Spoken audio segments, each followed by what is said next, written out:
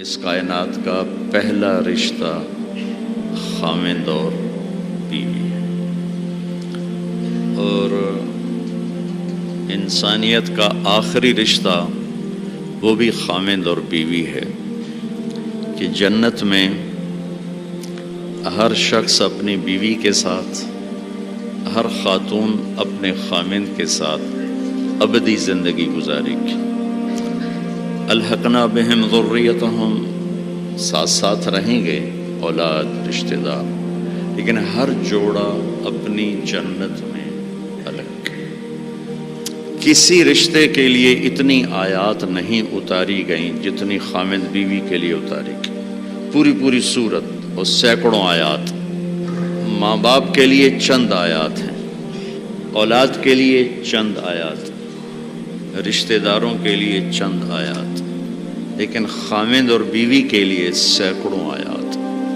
دو وجہ سے اس کو زیادہ پھیلایا گیا ہے، ایک اس کی اہمیت، ایک اس کی نزاکت۔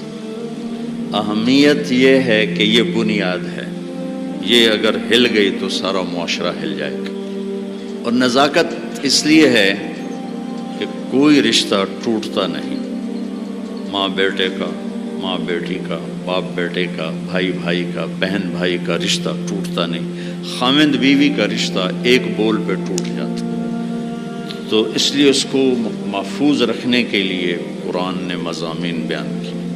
کسی رشتے کو اللہ نے اپنی نشانی کے طور پہ بیان نہیں کیا قرآن میں۔ زمین آسمان کو اللہ کہتا میری نشانی ہے، لیکن کسی رشتے کو اللہ نے نہیں کہا کہ میری بہت بڑی نشانی ہے۔ ایک رشتے کو اللہ کہتا ہے کہ یہ بھی میری بہت بڑی نشانی ہے، اور اس کو بڑی نشانیوں میں لے کر آیا۔ میری بہت بڑی نشانی ہے کہ میں نے تمہیں خاوند اور بیوی کے رشتے میں جوڑا، اور تین باتیں بتائیں جو کسی رشتے میں نہیں بتائیں۔ تمہیں سکون حاصل ہو، محبت ہو، غم خاری ہو، تین چیزیں اس رشتے میں بتائیں، سکون، محبت، غم خاری۔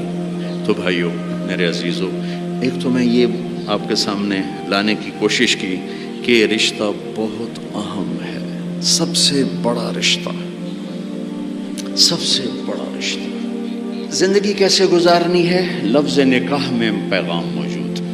لفظ نکاح عربی ایسی زبان ہے جہاں ہر لفظ جہاں لگایا گیا ہے وہاں پورا پیغام لے کر آتا ہے، پورا پیغام۔ تو میں سوچتا تھا کہ اس رشتے کے لیے لفظ نکاح کیوں ہے، تو مجھے اتنی خوبصورت مناسبت ملی۔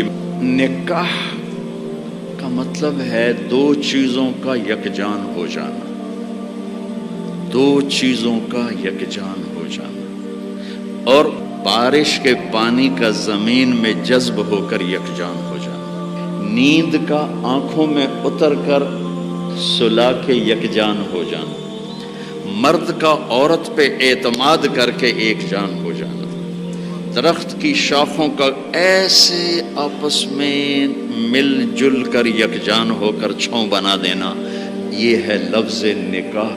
مرد کے خوبصورت اخلاق جو دھیمی بارش کی طرح عورت کے دل پہ اترتے ہیں، جو زمین ہے اور وہ ایک سرسبز کھیتی بن جاتی ہے۔ دھیمی بارش والے اخلاق اپناؤ، تمہارا گھر آباد ہوگا۔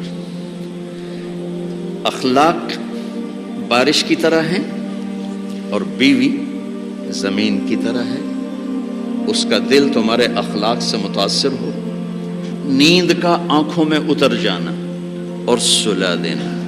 تمہارے خوبصورت رویے تمہاری بیوی کو اتنی سکون کی زندگی دیں کہ وہ چین کی نیند سوئی چین سے اٹھے۔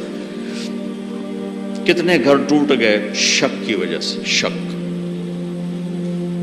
نیک پاک بیویوں پہ شک کرتے کرتے کرتے طلاقیں ہو گئی۔ ایک مزاج ہے، اس کے لیے عالم غیر عالم کی بات نہیں ہے، ایک مزاج ہے۔ اگر تربیت نہ ہو تو یہ اپنے گھروں کو تباہ کر دیتے، چاہے عالم ہو، چاہے بادشاہ ہو، چاہے دیندار ہو، چاہے دنیا دار ہو۔ بیوی کے فون چیک کیے جا رہے، کتنے فون کیتا ہے، کتوں فون آیا، کتوں میسج کیتا ہے، کتوں میسج آیا۔ یہ ایسے الو ہیں کہ اپنا گھر تباہ کر کے بیٹھ جاتے ہیں۔ اعتماد کرنا، اعتماد دینا۔ اور چوتھا مطلب ہے شاخوں کا جڑ کے چھاؤں بنا دینا، جس کے نیچے نسل پروان چڑھتی۔ خاوند بیوی کے خوبصورت رویے اور اخلاق جو یوں مل کر ایک چھاؤں بناتے ہیں اور اس چھاؤں میں اگلی نسل پروان چڑھتی ہے۔